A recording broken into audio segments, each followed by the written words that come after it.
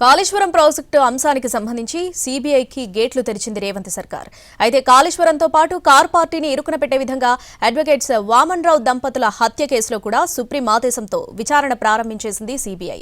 అందరి దృష్టిని ఆకర్షిస్తున్న ఈ రెండు కేసులలో ఉమ్మడి కరీంనగర్ జిల్లా కేంద్రంగానే విచారణ సాగనుంది. కాళేశ్వరం ప్రాజెక్టు అవకతవకలపై కేంద్ర దర్యాప్తు సంస్థతో విచారణ జరిపించాలని రాష్ట్ర ప్రభుత్వం నిర్ణయించడంతో సుదీర్ఘకాలం తర్వాత తెలంగాణలోకి ఎంట్రీ ఇవ్వనుంది సీబీఐ. దర్యాప్తు సంస్థకు మార్గం సుగమం చేసేందుకు రేవంత్ ప్రభుత్వం గతంలో కేసీఆర్ ప్రభుత్వం జారీ చేసిన జీవోను సవరించడానికి సిద్ధమైంది. న్యాయవాద దంపతులు గట్టు వామన్ రావు, నాగమణిల హత్య కేసును కూడా విచారించాలని ఇటీవలే సుప్రీంకోర్టు ఆదేశించింది. ఆ కేసు విచారణను ప్రారంభించేందుకు ఎఫ్ఐఆర్ కూడా నమోదు చేసి పని ప్రారంభించింది సీబీఐ. ఈ తరుణంలోనే కాళేశ్వరం విచారణ కూడా చేపట్టాలని అసెంబ్లీలో తీసుకున్న నిర్ణయాన్ని రాష్ట్ర ప్రభుత్వం ఒక అధికారిక లేఖ ద్వారా కేంద్ర హోంమంత్రిత్వ శాఖకు పంపనుంది. ఈ లేఖతో పాటు కాళేశ్వరం ప్రాజెక్టుపై ఇప్పటికే జరిగిన vigilance enquiry, PC Ghosh commission నివేదికలను కూడా జత చేయనుంది. ఈ పత్రాలన్నీ పరిశీలించిన తర్వాత కేంద్ర హోంశాఖ ఆదేశాల మేరకు సీబీఐ రాష్ట్రంలోకి ప్రవేశించి కాళేశ్వరం కేసుపై దర్యాప్తు మొదలు పెడుతుంది.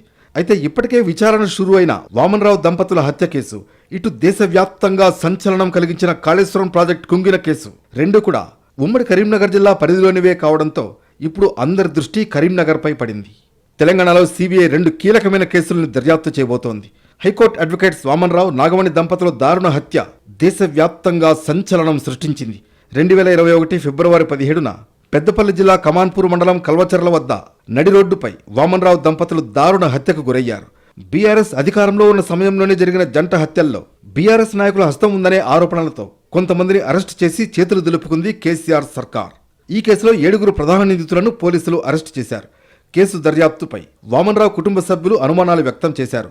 హత్యకు కారకుల్ని అరెస్టు చేసి ప్రేరేపితులను విడిచిపెట్టారంటూ వామన్ రావు తండ్రి కిషన్ రావు సుప్రీంకోర్టు ఆశ్రయించడంతో ఆగస్టు 12న కేసును సీబీఐకి అప్పగిస్తూ సుప్రీంకోర్టు ఆదేశాలు జారీ చేసింది. దీంతో నిందితులపై సీబీఐ ఎఫ్ఐఆర్ నమోదు చేసి కేసు దర్యాప్తు మొదలుపెట్టింది. సీబీఐతో కేసీఆర్కు అంతగా కలిసి రావడం లేదనే చర్చలు సాగుతున్నాయి.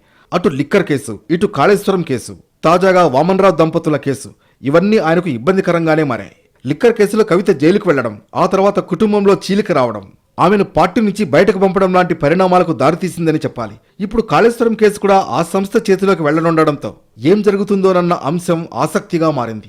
మరోవైపు బీఆర్ఎస్ నేత మంథని మాజీ ఎమ్మెల్యేను వామన్ రావు దంపతుల హత్య కేసు నుంచి తప్పించారనేది అప్పటి అధికార బీఆర్ఎస్ పై ఆరోపణలు వచ్చాయి. ఇప్పుడు ఆ కేసు విచారణ స్పీడప్ అయితే అది కూడా కార్ పార్టీకి కష్టాలు కొని తెచ్చే అవకాశాలున్నాయనే చర్చ సాగుతోంది.